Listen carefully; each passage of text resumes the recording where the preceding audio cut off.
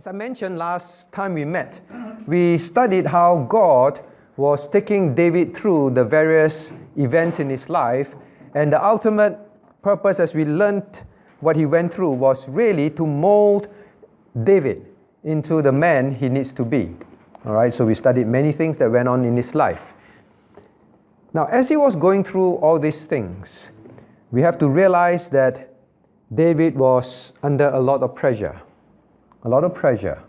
And when God was molding him, how did he do when he was under pressure? We want to learn tonight from his life.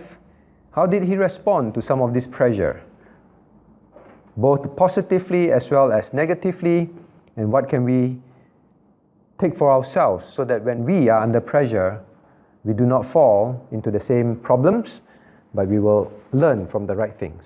All right, so that is what we want to learn tonight. Now, pressure is a normal part of life. Just now we sang the hymn. It's not an easy road.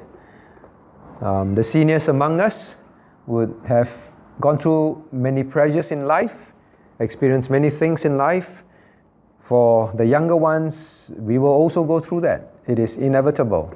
And the important thing is to learn from God's Word how to respond, how to function under pressure. It will come in different times and in different amounts, but it will come. It will come. So now we turn to 1 Samuel chapter 21. 1 Samuel chapter 21. From here on, we are going to see David under pressure and how he functioned. All right, 1 Samuel chapter 21. 1 Samuel chapter 21.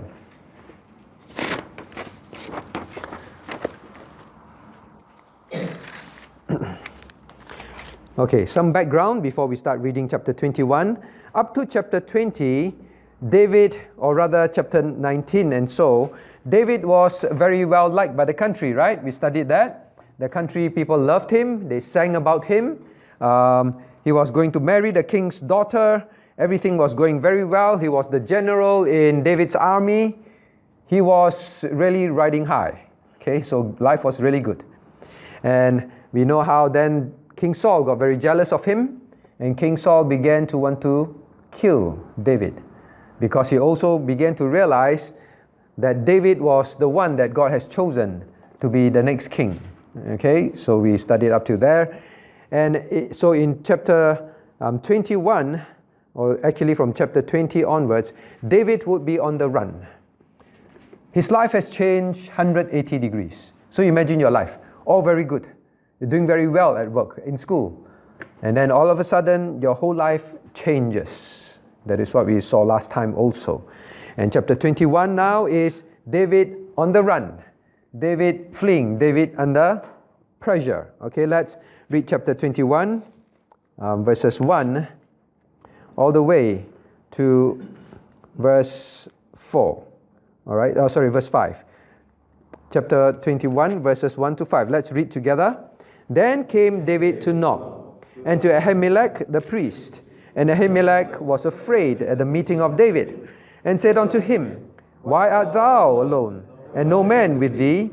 And David said unto Ahimelech the priest, The king hath commanded me a business, and hath said unto me, Let no man know anything of the business whereabout I send thee, and what I have commanded thee, and I have appointed my servants to such a place.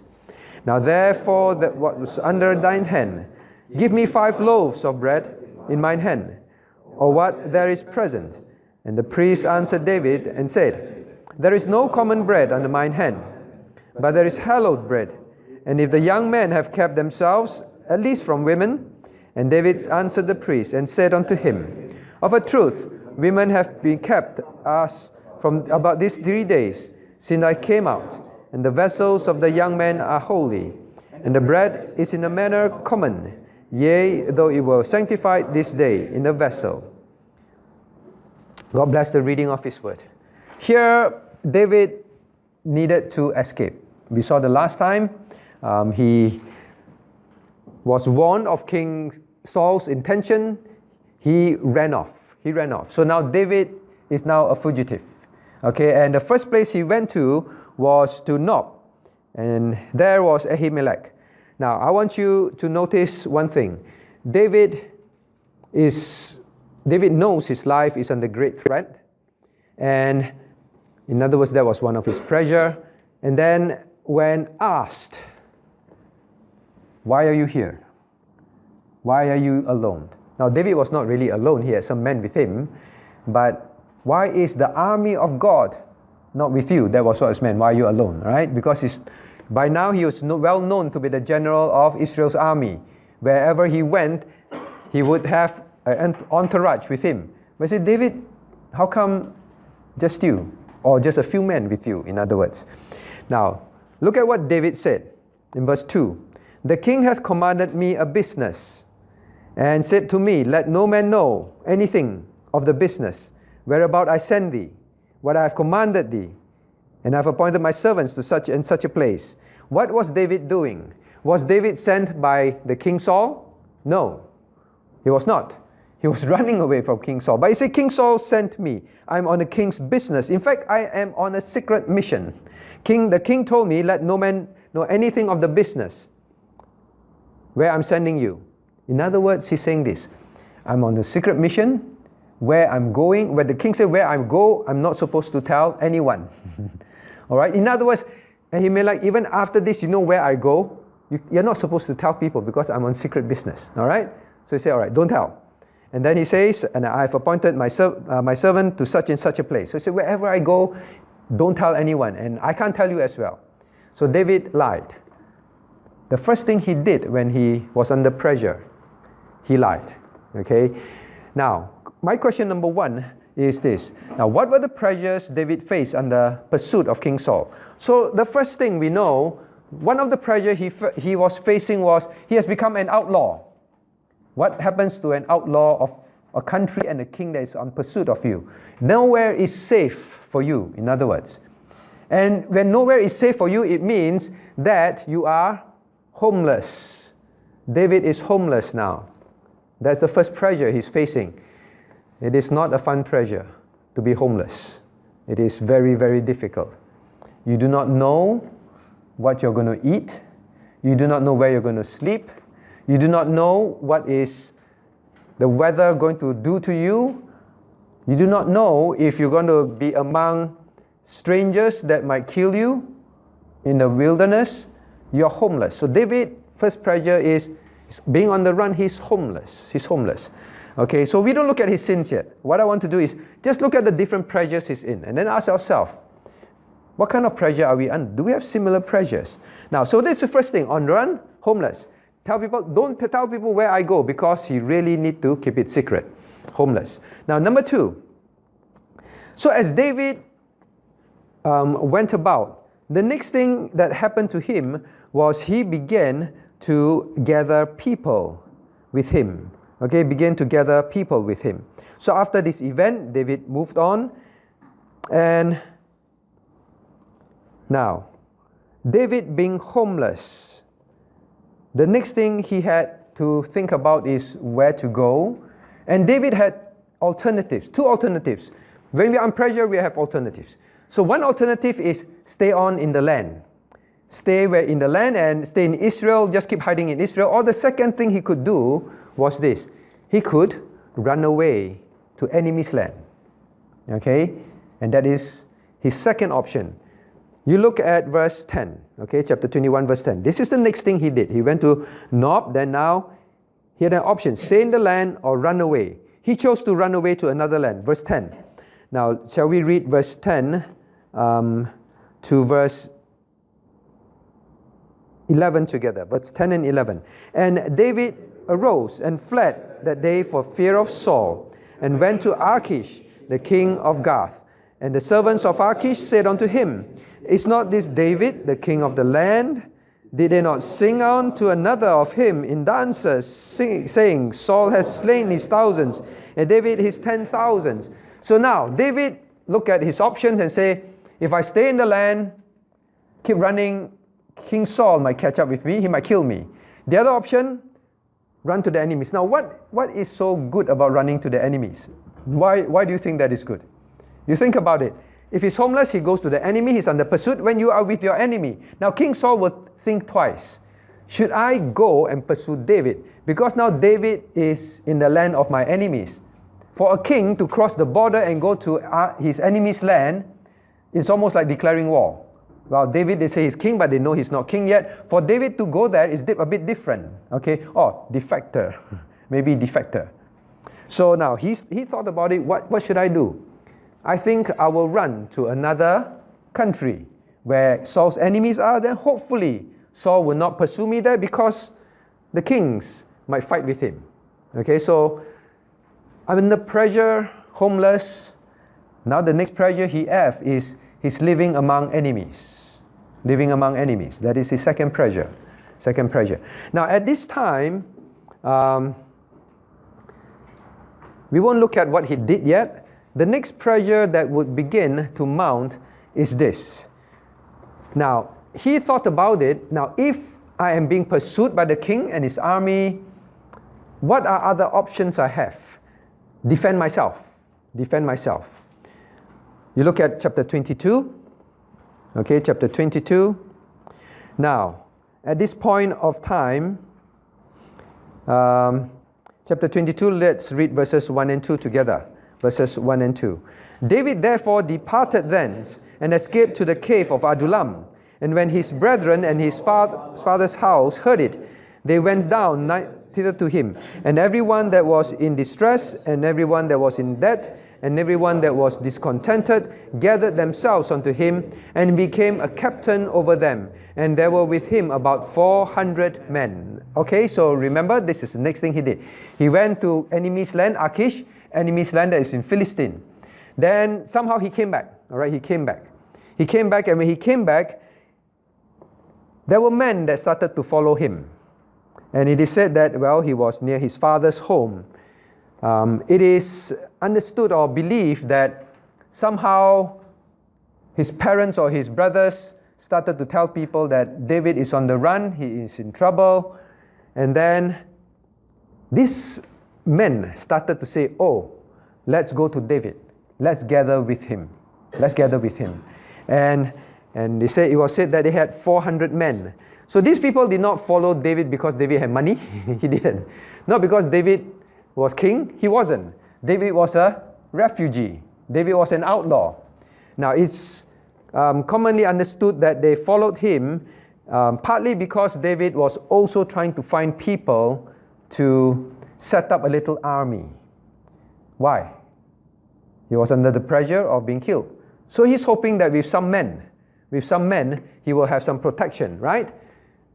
I think that's very plausible. In fact, I think that would be the case. Now, if you were David on the run, you already have problems. And men start coming to you. David, can I follow you? What will you say? Go away, go away. I have enough problems. Don't follow me. What? 400 men? I'm trying to keep it low-key. You know, I'm trying to keep low-key. 400 men following me around. It's like asking, I'm a sitting duck. So when David allowed them to follow, it is most likely that David was probably thinking, with some men, I might be able to protect myself. Okay, so now what kind of pressure do you think comes about with 400 men following you? You have 4 kids. It's already very difficult to survive. Just 4 mouths to feed. With 400 men, you have 400 men's life to worry about. You have to feed them. You have to care for them. You don't. They say, what kind of leader are you? What kind of captain are you? We thought we follow you. Some good is going to come out of it. Now he has 400 men to take care of. Remember when he went to Nob, he only had a few men with him, right? He still have to go and beg, hey, any food? What are you holding? Can you please give me 5 loaves of bread? With a few men, he have to worry about their food. Now we have 400 men. Now David have another set of pressure. He was responsible for many lives. He was responsible for others, many lives, now dependent on him. Okay, another set of pressure. From outlaw to homeless to being enemy's land, now responsible for many people. So that was another pressure that David would begin to face. And in fact, you remember, right? In fact, this number of people were going to grow. You just look at chapter 23. Chapter 23, verse 13. Right, these 400 men, over time, chapter 23, verse 13. Let me read to you. Then David and his men, which were about 600. Now David had 600 men. Now you just try and imagine 600. In our congregation today was, I think, 180 something, 180 or something like that. When it's fuller, it's to about 200, 210. Now there's 3 times that. 3 times the congregation following him, going around with him. Now 600 men, he's responsible for that. It's no easy. And you know that at some point after this, he really ran out of ideas. And he had to go and ask Nabal. Remember we studied, he asked Nabal for food. He said, please give us some food. And Nabal did not, and he was very angry. He said, hey, come on. Nabal, all this while, I've volunteered my men in your land to look after your sheep. Did you know that your sheep and your shepherds were kept safe? Because my men kept the wolves, kept the robbers away. They fought against them and kept your area safe for you. Nabal, how can you be so ungrateful? And he wanted to kill Nabal, right? And then Abigail came and stopped him. And Abigail appeased David, and David did not commit that sin, thankfully. And then Nabal died of a heart attack. Now, David needed to begin to beg food for his people. He went round, hoping to do favors, and then hoping that out of those favors, he can feed his men. So he had the pressure of now few hundred men. You have pressure of how many children? Pressure of how many dependents? Your parents or your wife or your... So just one, and you feel the pressure. So now David, it was another pressure. Now obviously at this time, another set of pressure which was ongoing all the time. Undoubtedly, David's life was constantly under threat. He was constantly under threat, constantly endangered, at any time he can die. Okay, so that was the other pressure that he was facing, life under threat. And then there was another pressure. Do you remember that in chapter 22, we read, right? Chapter 22, verse 1. David therefore departed thence and escaped to the cave Adullam, and when his brethren and all his father's house heard it, they went down thither to him. Now David later on also, to ensure the safety of his parents, he would entrust his parents to the care. He would bring them and he would entrust them to other people's care, and he needed to keep them safe. He needed to keep them safe because he knew that David was after his life. Do you know what King Saul did after David visited Ahimelech? You know the story, right? He visited Ahimelech, and then King Saul found out. King Saul went to Ahimelech, the priest, and said, where's David? And then Ahimelech actually said, what now? What did David do to you? Look at chapter 22, verse 14. Chapter 22, verse 14. Then Ahimelech answered, King Saul went to look for him, and where is David? All right, where is David? Why did you conspire with David? In verse 14, Ahimelech answered the king and said, Who is so faithful among thy servants is as David, which is the king's son-in-law, that goeth at thy bidding and is honorable in thine house? Okay, now, Ahimelech protected David.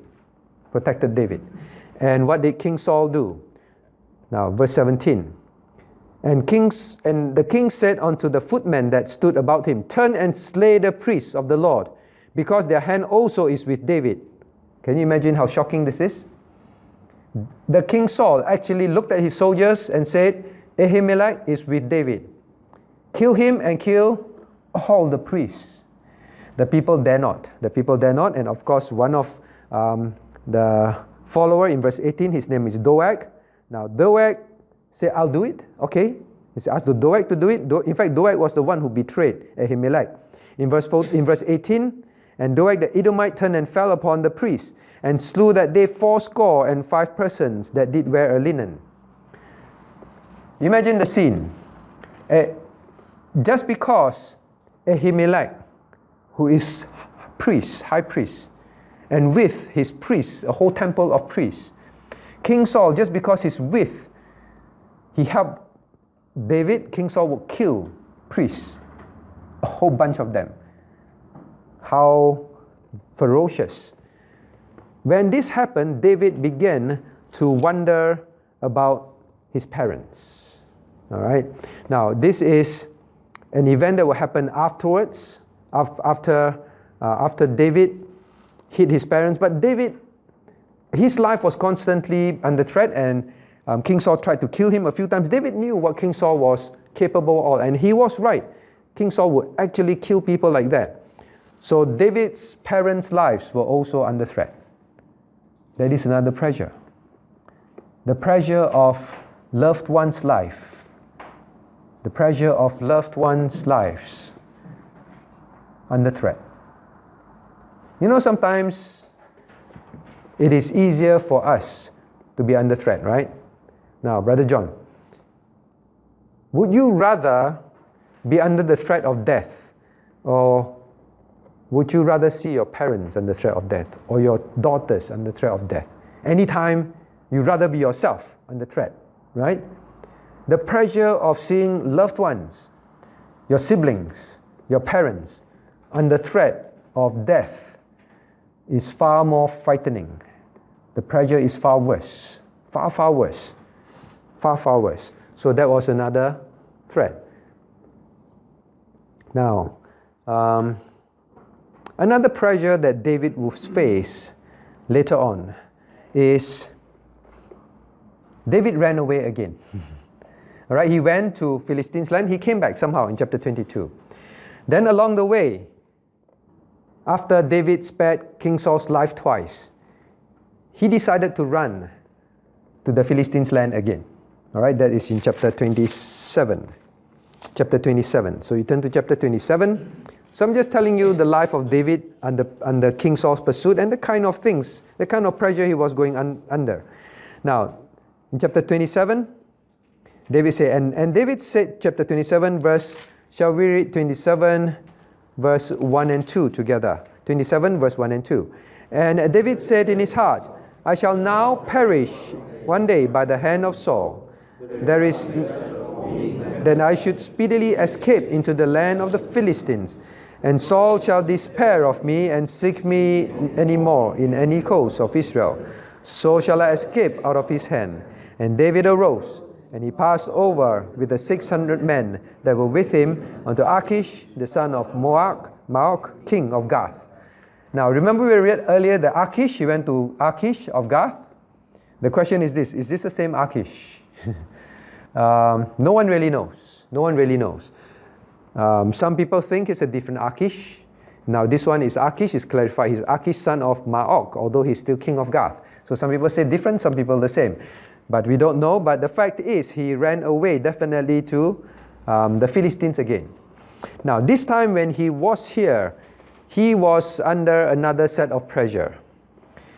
He went to seek help.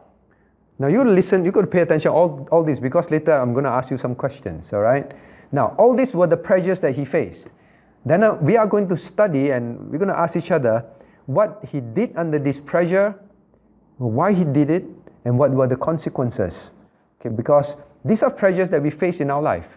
Now, he ran off to Achish. Now, when he reached this Philistine land again, this time the king said, all right, come live with us.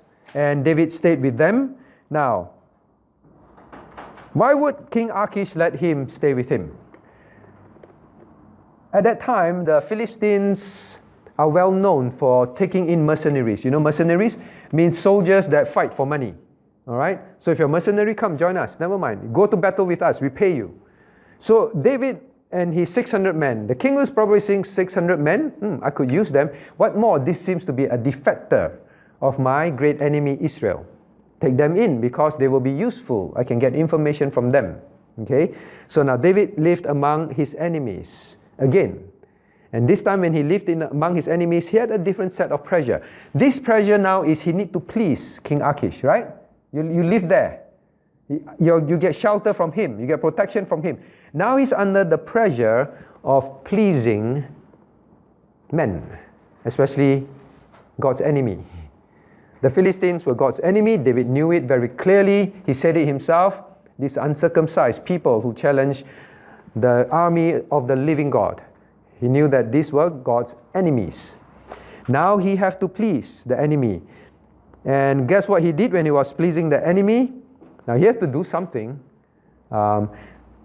David at this time did something, I don't know what word to use, but we'll try and think of the words afterwards. What he did was this.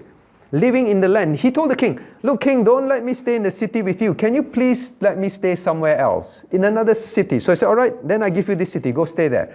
Why did David ask that? Now, obviously, if David stayed with King Achish will be always watching him, right? His movements, what he do, is he really loyal to me? Too close to the enemies. I want to be in enemy's land, but this is too close to the enemies. So he asked for a place to stay. So he said, okay, you go stay somewhere down the other part of the land. I think it's south. So David went there, and David, when he was there, he looked and said, let me do this. Let me go and kill some of God's enemies. So he's in God's enemies' land. This was at the border. These people at the border always trouble Israelites. So he said, let me go kill them. All right, so he went to kill these people. He said, I'm killing God's enemy. I'm doing the children of Israel a favor. He killed them. And he killed them. Look at verse, verse 9. Okay, sorry, chapter 27, verse 9. Look at what David did. Now he had the pressure to please the foreign king now. He had the pressure of that. Verse 9. And David smote the land and left neither man nor woman alive, and took away. Can you see that? Verse 9? Oh, let's read verse 9 and 10 together. Shall we read verse 9 and 10 together? And David smote the land, and left neither man nor woman alive, and took away the sheep, and the oxen, and the asses, and the camels, and the apparel, and returned, and came to Achish. And Achish said, Whither hast thou been today? And David said, Against the south of Judah, and against the south of Jerahmeelites, and against the south of the Kenites. And verse 11, And David saved neither man nor woman alive, to bring tidings to Gath, saying, Lest they should tell on us, saying, So did David, and they will be this manner all the while he dwelleth in the country of the Philistines. What was happening here? So David went and actually killed God's enemies. And then King Achish comes. Now listen to all this, because this is what David is doing under pressure. He killed God's enemies, and when Achish asked, visited him, Hi David, what's up? What's up, David? David said, I went down south, and then I killed all these people of Judah. Then he went to battle, and then the king said, Whoa, that's good. You have proven your loyalty to me. All right? Good job, David. But David, even before this, knew that if he let any one of those people live, they would tell on him. Right? They would tell on him. Look at verse 10. What did he do? Verse 11. David saved neither man nor woman alive, to bring tidings to Gath. He made sure there was no surviving persons. He had to make sure that this king is pleased with him, that he's not his enemy in reality. So David did this. So now David was under pressure of pleasing God's enemies. Now, so these are the pressures that David went through. I just collected some of them. And during his being pursued by King Saul, in fact, very soon after this, King Saul is going to die. Okay, King Saul is going to die after this event with Achish and so on. Now, I want to now ask ourselves a few things. When we live in this world, we said earlier, we have pressures. Now, some of the pressures we mentioned are this. Sometimes when you live, and we know it's very real in Australia now, you can lose your job, right?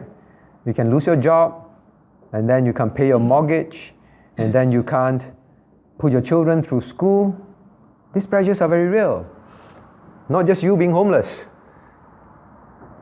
Your whole family might be homeless under that kind of pressure. These are real pressures. And then, same like David, you have responsibility for others. Well, if you're alone, you say, never mind, I just live wherever. But David had responsibilities.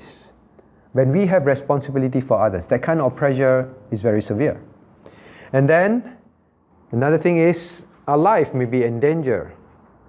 Well, sometimes, I think we live in a day and age, I don't think anyone is hiding to try and kill you. But we have the pressure of health problems. You might get terminal diseases.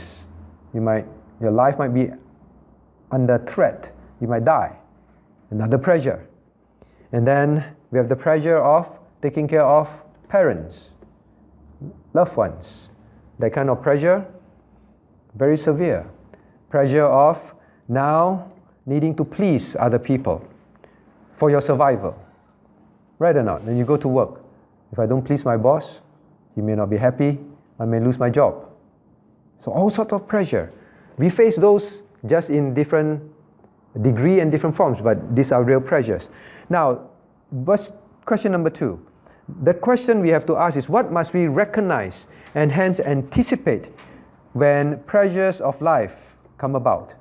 What must we recognize and anticipate? Now, the first thing we must recognize is, we already said, pressures will come. That is for sure. Pressures will come. We must simply recognize that. Now, having recognized that, we must know that changes will take place. You must acknowledge and recognize that changes are going to happen in your life. That's why King David, or rather David, when the pressure came, he knew there were options, and he knew that he had to take options, and he knew that his life will change. He will be homeless, he will be on the run, no more living in the king's palace. He will be needing to live in caves. He will be needing to take care of men in order for his own protection. His life has changed. So sometimes when we live in life, we just have to know our life might change drastically. And then the next thing is this. Now, we have to recognize when we are under pressure, alternatives will come to our minds. We must recognize and we must anticipate that. That is very important, because David was going to make choices. We are going to look at his choices and look at the consequences after. When you and I face pressure of losing job, of not being able to take care of loved ones, of life being endangered, and so on, you will face options. Alternatives will be presented to you in your mind. And then you will begin to say, I will have to make choices. When you're under pressure, it is not just going to sit there. You must just recognize that you have to consider alternatives. David considered his alternatives: stay in the land or run away to another land. Run away alone, go around alone, or gather an army of people to protect himself, just in case he needs to fight battles. And try to please others to get them to protect you. All sorts of options. Okay, what are you going to choose? Now, so we leave it as that, and then we're going to look at these options and what David chose and his consequences. But now, first of all, we want to learn what David did well when he was under pressure. What did David do well when he was under pressure? Now, one of the things we knew when he was under pursuit of King Saul, and is very famous, he had opportunities to kill King Saul, right? Twice, opportunities to kill King Saul. But David, both times, did not kill King Saul. He simply, the one time he cut off King Saul's royal gown, and then after that, publicly told him, look, King Saul, this is your royal gown. I could have killed you. You didn't know, but I didn't. Why are you pursuing me? Why are you doing this to me? Then King Saul shouted across and said, I've sinned. I go back. I won't pursue you, right? Then the second time, he was presented with opportunities again. The first time was, how did he manage to cut King Saul's skirt, royal gown? King Saul went to cover his feet. The Bible says, you know what's cover his feet? King Saul cover his feet means he need to do big business, right? He went to the cave to do big business. He took out his gown to cover his feet. That is a nice way of saying things, all right? So David crept up, cut off part of the gown. I always wondered that cave must be quite smelly. So cut off his skirt and then showed him. Now the second time was when King Saul pursued him again, and King Saul This time, he made sure that when pursuing David, he slept in the middle of his men, and they slept around him. Huge army slept around him to protect him. Okay? But somehow, David and his men managed to go through all the people. And Abner, his general, was a well-known warrior, very, very good fighter, and protector of the king, great fighter. But they all slept. The Bible tells us God made them sleep very well. David went in, took his water bottle and his spear, right? And then crept back out of camp. So it's quite amazing. Can you imagine the best army in the world at that time, the best general sleeping next to you, and then David could go in, take all that. And then David took it out. What did David do? He went to the other side of the mountain, and he made sure that he could shout across and the whole army could hear him. Right? But this time, David did not talk to King Saul directly. He scolded Abner. Abner, wake up! How can you not have protected your king? Shame on you! But we all know he was actually scolding King Saul. Then King Saul responded. King Saul himself heard. And then he asked King Saul, why are you pursuing me again? I'm nobody. All right? Of course, King Saul had his false repentance again. Now, what did King David do well when he was under the pressure, all this pressure? Both times, David could have killed King Saul. Right? Both times. He could have. And do you think if David killed King Saul, it would be something terrible?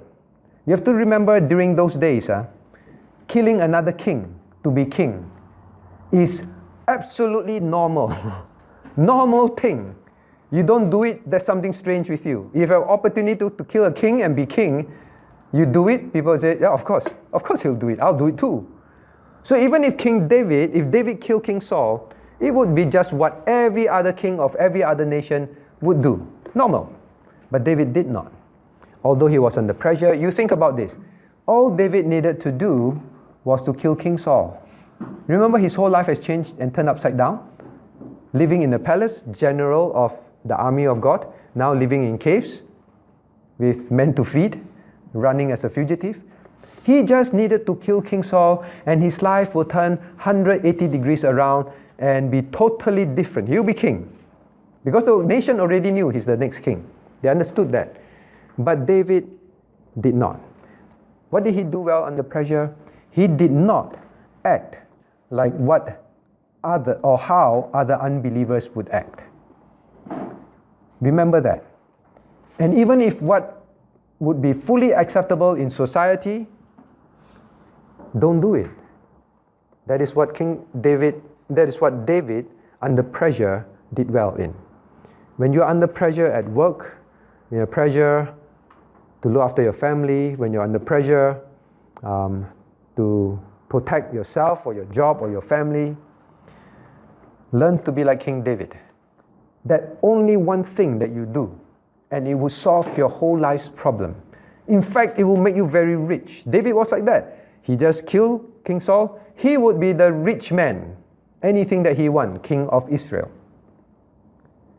His life would completely change. Remember that when you're under pressure.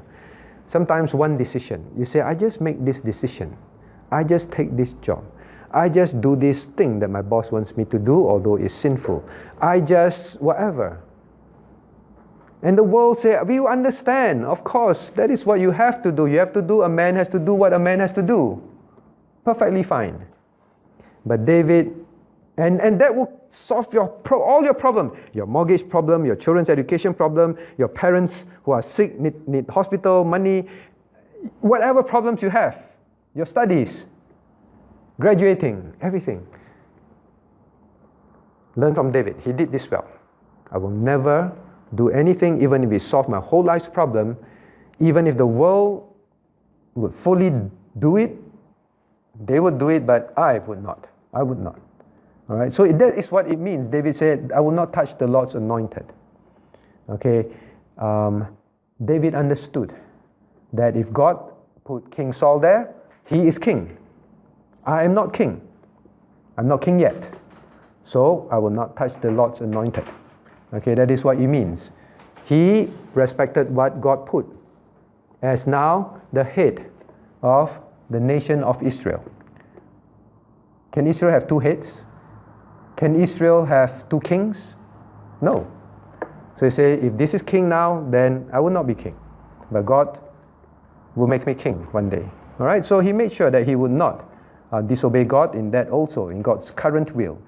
Now the next thing that David did well is this.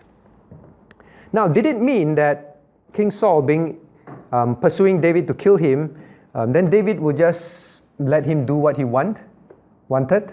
No. You notice both times David went to cut the skirt and take his battle equipment. What was David trying to do? Try to be cheeky. Just that. No. David did that because he wanted to prove to King Saul that, King Saul, what you're doing is wrong. I could have done something, but I did not. And he did not just keep quiet. Let him find out that he lost his thing. Then he wondered whether it's me. No. He went up to the top of a mountain. Make sure that in that mountain, when he shouts, the echo will wake up the whole army of Israel. Everyone will hear. And then he asked King Saul, why are you doing this? Right? The other thing that King David did well was he did what was right biblically in dealing with the situation. Now, we know that in the New Testament, it is very clear when a leader sins, we speak to the leader in private. The first time was very private. Second time, he made sure he's in front of the whole army. So it's very interesting. David was doing things very biblically. In the New Testament, we are told, talk to your brother privately. If they would not repent, then bring witnesses. David made sure that the army of Israel was his witness. And then if they will still want to repent, rebuke openly, right? So David actually did what was biblical. He did not just go up and kill King Saul. He refrained and he used the right way to deal with the situation. Same for us when we are under pressure. That is what we must learn to do. Do things rightly at work, in church, in family. Do things rightly. All right? Of course, we got to know what is right. David did that very well under pressure. It's not easy, under this kind of pressure to be like that. You think about yourself. If you just do this one thing, your whole life's problem will go away overnight. But you did not. All right? So learn that. So David did that well when he was under pressure. Now the next thing. So David, actually sadly, I could only find two things that he did well. But I won't say that they are small things, all right? He did that well. And question number 4. So question number 3, he did not act like other kings, all right? So we must learn that don't act like unbelievers, even if it seems justifiable. Number 2 is do things properly, even under pressure.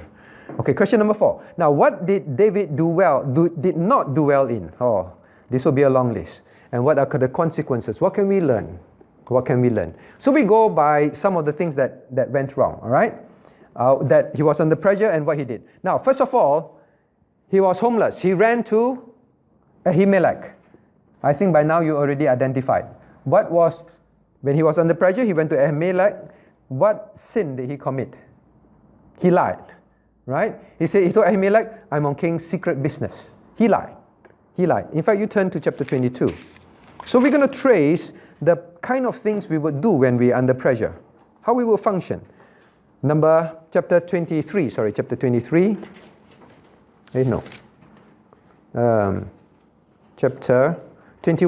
21, I'm sorry. Now, chapter 21, we identified that he lied in verse 2. Now, we always say, can you stop at one lie? Never. It will lead to the next lie. The next lie, in the same event, he said this. Look at verse 8. And David said unto Ahimelech, and is there not under thine hand spear or sword? Do you have any battle equipment, spear or sword? For I have neither brought my sword nor my weapons with me, because king's business required haste. So I was in a hurry to do the king's business, so I didn't bring my sword and my spear along. They asked, do you have any? Oh, no, and we know the story. He took, the priest offered him in verse 9 the sword of Goliath, and he took it. Right? He took the sword of Goliath. So he lied. and kept lying. When we are under pressure, we will lie.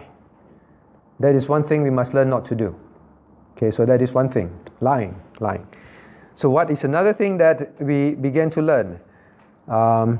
When we are under pressure. So the next thing we learned was he began to gather,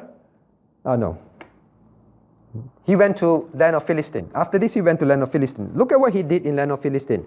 Chapter 21 verse 12. Chapter 21 verse 12. Can you see? And now he went to king of Achish, but the king of Achish said, hey, is not this David, the one who would slay thousands, 10,000, in verse 11. And David laid up this verse, verse 12, David laid up this verse in his heart and was sore afraid of Achish, the king of Gath. Shall we read 13 and 14 together? Let's read. And he changed his behavior before them and feigned himself mad in their hands and scrabbled on the doors of the gate and let his spittle fall down on his beard. Then said Achish unto his servants, Lo, you see this man is mad. Wherefore then have you brought him to me? So now David realized that Achish might kill him. I ran to land of Philistine, Achish might kill me. What can he do? He's standing before Achish. He pretended to be a madman. So you want to learn how to be a madman? Scratch the doors. Scratch the doors. And then let spittle fall down your beard. Means let saliva run down your cheek. Okay, let saliva run down your cheek. And that's what he did. And he feigned. He now began to deceive men. Okay, lying, and by his action now he began to deceive. That is what we will do under pressure. We must make up our minds that under pressure, like we said in this morning's worship service, that under no condition will we deceive or lie. Your boss asks you something, you did something wrong. The boss say, did you do this? And you know if you say it, you will lose your job. No, I did not. I think I shared this with you before, under pressure. Once, a big bank that we're supporting, very, very big global bank that my company was supporting. And their system crashed and it costed them a lot of money. They called us up, we maintained their system, so we sent engineers there. And when the engineers were on site, they as usual, they would try and check all the system logs and see what went wrong. They went through, and they could not find anything wrong. All right, but the company kept saying it was our operating system that was a problem. And then he noticed in there, oh, yeah, actually something went wrong here. So we had to take the blame. It was very severe. And somehow one of my engineers, a very good engineer, he kept thinking there's something that is wrong. It's not normal. You know that this doesn't happen. So he actually asked for the logs of the system. So every system, they were logged. All right, they were logged. And then he went through the logs. As he was going through the log, he noticed something interesting. He noticed at one of the days before the crash, some hours or minutes before the crash, a few system logs was missing. The timestamp, how come there's a gap here? The timestamp was gone. And then we had to investigate. I told the guy, you better be very sure of this because we are going to bring a very serious allegation to the chief technology officer of this company. It's a big company. He flew down from the US, was very major meetings. Then he said, I'm very sure. So I had to trust them. We went to meet them and we called a secret meeting. We says, we need to talk to you about something, but we don't want to make this public. And then we showed them what happened. And thankfully, the CTO was a very honest man. He looked at it and said, yes, I agree with you. This is abnormal. He called up the system manager and then asked him, do you know what happened here? And he denied and denied and denied. But finally, he admitted. He admitted that he knew that he did something wrong. They were doing some system recovery work and he made one mistake. And it crashed the system. But he was thinking that and he's a foreigner, all right? So he come on working pass. He's dependent on doing well in his job to get it renewed. His families were here. They paid for the family to be moved over, and a lot of things dependent on him. And that one mistake could send him back to India. And under pressure, he lied and he deceived. He lied and he deceived. We can meet situations like that. That was exactly what David did. All right, and we can be like that. So my friends, when we're under pressure, don't function like that.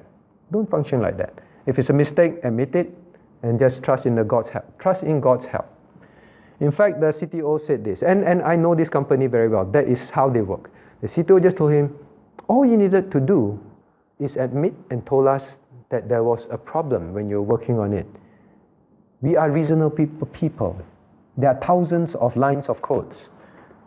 Any human being can make mistakes. Mistakes happen. We are a mature company. We understand. You would not have been fired. But for this, we will be very kind to you. We'll just fire you. This guy could have gone to jail. All right? So just admit. In fact, those of you who work, you know, when you're honest, people, your bosses are more forgiving. Then you get discovered for covering things up. All right? So David was under pressure. He lied, he deceived. Don't. That is what he did. Then another thing we learn is this. David took on a lot of people, 400, 600 people. Now, took on 400, 600 people, what's going to happen? In order to protect himself, he actually brought upon himself more problems. All right? So actually, I've been going through this. Question 4, what he did not do well, what the consequences. What he did not do well, what the consequences. Now these consequences is sometimes we think that by taking things into our own hands. Actually, the best definition of what David has been doing is, under pressure, is he took things into his own hands. When you begin to say, let me build an army, let me protect myself, instead he brought a lot more trouble on himself. He now has to worry not only about himself, he will have to worry about 600 men. And as a result, he had more problems. Now, in fact, and then another thing is, when we begin to, or rather I put it this way, the other thing, what did David do? He went to enemy's land, right? He went to enemy's land. Can you think of a definition of David going to God's enemy's land? You have to remember then, it's very serious. God said, Israel is my promised land. Out of the world, you send out the light, this land, these people, I am in their presence. For you to cross the border and to go to another land is very serious. Very, very serious. Okay? In fact, I tell you how serious it is. David himself knew. Can you turn to chapter 26. David knew that by going to the enemy's land, he was doing something. Chapter 26.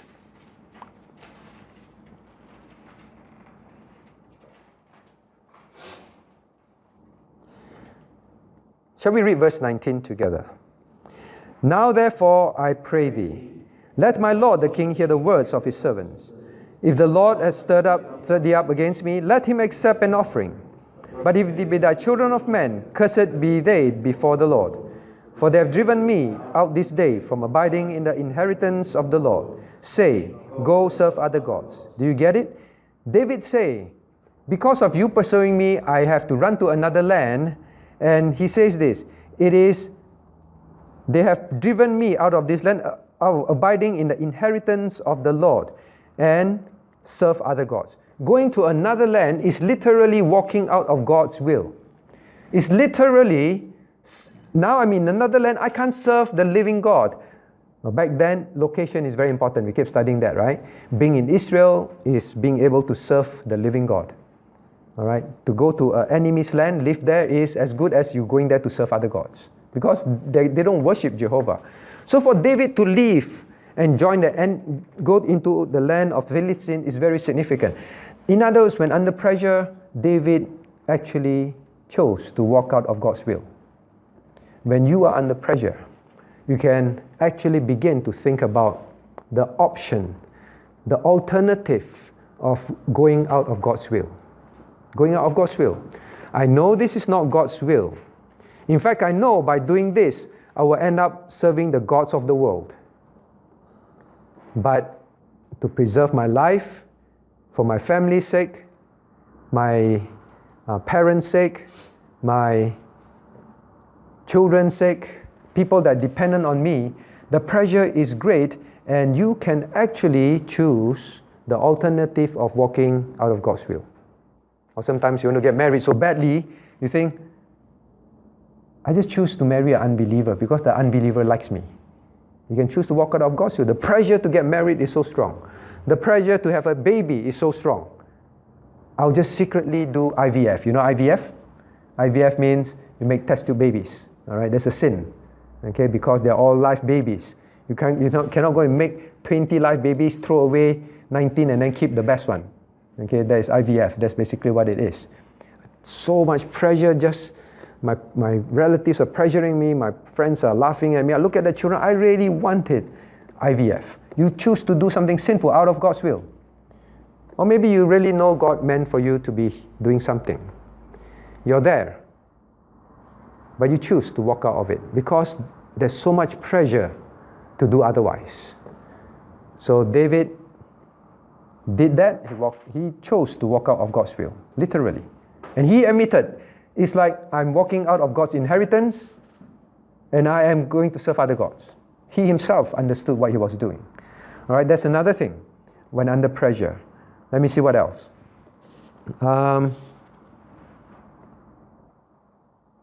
Where is it? Oh, here. Okay, another one. Now,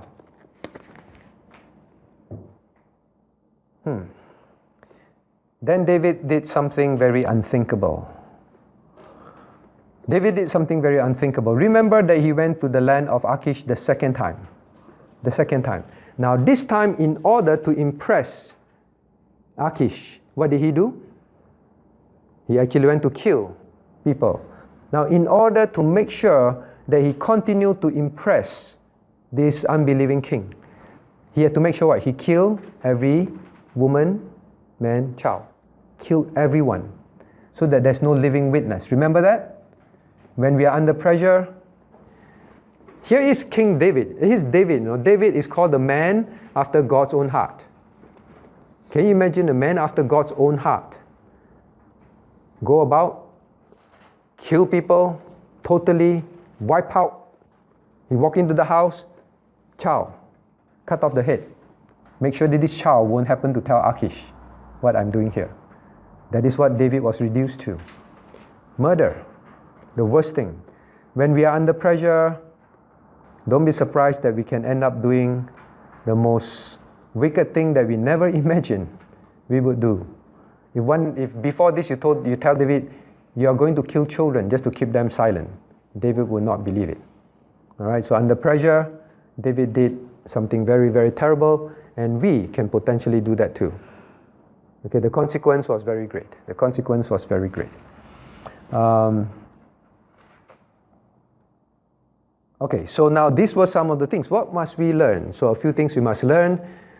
All right, someone who's been copying. Joshua, what are the things we have copied that we have learned? Number one, the first one was we are homeless. We are under pressure. What are the consequences of what we do? We can end up. Anyone? Lying. Very good. We will lie, we will deceive, just to protect ourselves. What is the next thing that we can do? Deceive. We will deceive people. Deceive people. Then after that, under pressure, what's the temptation? We will walk out of God's will. The pressure is very great. I just do this. Never mind, I know it's against God's will, but I just do it. All right, it solves all my problems. Solve all my problems. Okay? So now these are the things that we can do when under pressure. Don't function like that. I want to move quickly because I want to finish before 8:30 or by 8:30. Now the next one, question number 5. So these are the things, right? My friends, pressure are real. And I'm beginning to think in Australia, a lot of these pressures are very real. Losing jobs, families under trouble. Will we do these things? Now, number 5. What was the root cause of David's failure under pressure? We must function rightly under pressure. In order to function rightly, we must study David's life and realize what went wrong and then say we will not do that. We know he did these things, but what caused him to do these things? Those who did Samuel with me. Alan, do you remember? What caused David to do all these things? Remember? I hope you don't remember. Yeah. If you don't remember, means this is revision. Otherwise, this is boring. Anyone remember? Do you remember? Where? In which chapter? 27. Very good. Chapter 27. I'm sure Alan remembered, but he don't understand my question. All right, chapter 27. Now, the ending of all this, God revealed David's heart to us. Under pressure, what was David thinking about? Chapter 27, shall we read verse 1? Actually, we read it. I didn't want to mention it, but you read it. It passed your eyes. And David said in his heart, I shall now perish one day by the hand of Saul.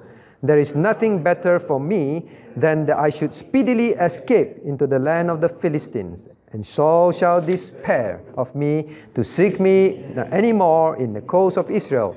So shall I escape out of his hand. Under pressure, to escape, to be rid of all this pressure. What goes on in our hearts? Here God revealed, and David said in his heart. God revealed what David was thinking in his heart. I shall now perish one day at the hand of Saul. Why do you say future? Look forward to one day. He kept thinking of that one day. And kept thinking, one day in the future, I will die at King Saul's hand. I will die. When we are under pressure, we will imagine all sorts of things about the future. That is the big thing we must anticipate, recognize, and know. Your heart will play all sorts of things in your mind. One day, this will happen. One day, that will happen. I love this lesson because I learned precious lessons out of it myself. You start thinking, one day, what if? In other words, it's what if? That is the root cause of David's failure under pressure. All right? So I didn't take time to enumerate all the problems he faced, all the things that he did for nothing. To let you know that just this one thought can cause so much problems in your life, my life, when we are under pressure. Just this one thought. Fear of the future. That is our problem under pressure. It will cause us to panic. It will cause us to look at the alternatives. It will cause us to do very silly, sinful things. All right? Fear of the future will cause us to panic. It will make us look at the alternatives, and it will make us choose sinfully, foolishly. That is what's going to happen. Learn this lesson about being under pressure, so that by the time the pressure comes, you have all of these lessons of David's life in your heart, and you say, I will not do that. Do you think David learned? Now, was hiding wrong? Hiding was not wrong. God never chastised David for hiding in the wilderness, in his own country. He had to do his human responsibility. But we saw the things that David did was totally wrong. Lie, deceive, kill, murder, walk out of God's will. All those are wrong, all right? So David had to exercise human responsibility. Now, do you think David learned?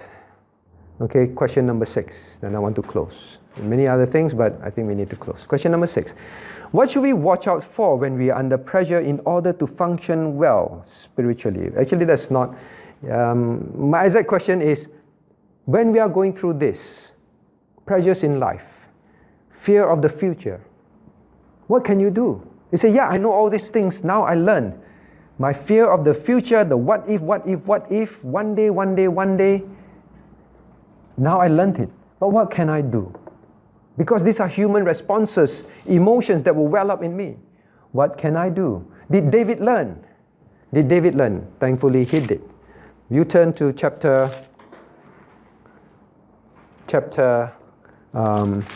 30. Chapter 30. Now, we know this story. God would chastise him to the point where even his own people wanted to kill him. His own soldiers wanted to kill him. And it was at this point that David learned and he did something. Shall we read verse 6? Chapter 30, verse 6. Let's read together. And David was greatly distressed, for the people spake of stoning him, because the soul of all the people was grieved, every man for his sons, for his daughters. But David encouraged himself in the Lord his God. David encouraged himself in the Lord his God.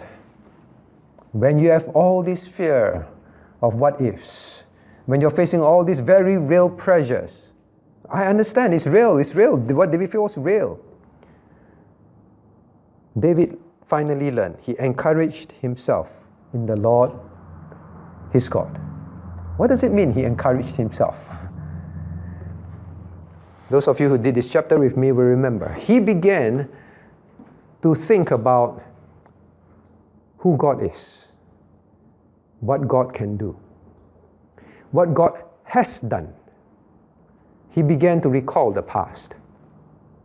I say again, when David encouraged himself in the Lord, it means he began to think who God is, what God is capable of, what God can do, and what God has done. You remember, did David really need to take all these things into his own hands? Did he? God already proven to him, David, 2 times I delivered Saul into your hands. 2 times. You should know of all people, I could protect you. You did not need to take things into your own hands. You did not. But you did. Now David is going to think about all this. The Lord has always protected me, kept me. That's why you read many of his Psalms. We did that the last time, right? We went through all the Psalms, how he encouraged himself in the Lord. God, you are God. He praised the Lord. Now he began to think, how the only way to get you out of functioning wrongly under pressure is you began to sit down and consider and ponder who God is, what he can do, and what all the things that he has done for you in your lives. He has never failed you. Never failed you. At this moment, it looks like it's impossible. At this moment, it looks like it's going to fail. You're going to be in trouble. But when you think back, how many times had that happened in your life and God delivered you? David began to encourage himself in all those things. When you fear the future, you will function wrongly under pressure, because pressure will cause you to wonder what if. One day. That's what's going to happen. It happens. It happened to David, the best man after God's own heart. It happened to us. So my friends, I hope that this lesson will teach us how to function under pressure, constantly encourage ourselves in the Lord. Let us pray. You have to be clear in your mind why it started. Why did it start? Because of the deep desire to have unity in the faith. Understand that? Unity in the faith. They wanted to make sure that the people have unity in the faith, and the only way that the Reformed faith will be preserved and people will be united and not go back to Roman Catholicism or false religions is to make sure that there is a standard that is set forth. Now, without this standard, they have no hope of bringing the nations together. They have no hope for the future.